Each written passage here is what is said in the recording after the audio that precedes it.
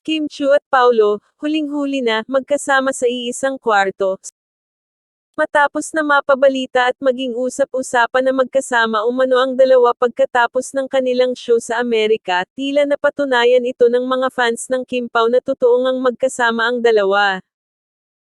Base kasi sa isang larawan, makikita na magkasama ang dalawa sa isang lugar sa Amerika kasama ang kanilang kaibigan na direktor na si Mr. David Milan. Matatandaan din na ilang araw matapos ang show ng dalawa sa Asap Natin 2 sa California, ay napabalita na magkasama ang dalawa na nag-beach doon dahil sa ibinahagi na larawan ng kanilang kaibigan na si David Milan. Mukhang isa nga ito sa patunay na magkasama nga doon ang dalawa.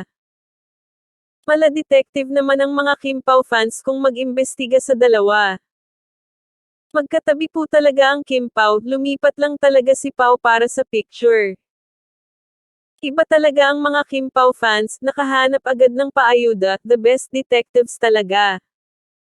Isa pang larawan ang pinag-uusapan ngayon ng mga Kim Pao fan, kung saan makikita ang leather shoes ni Paolo Avellino na nasa ilalim ng TV sa loob kwarto na tinutuluyan ni Kim Chu.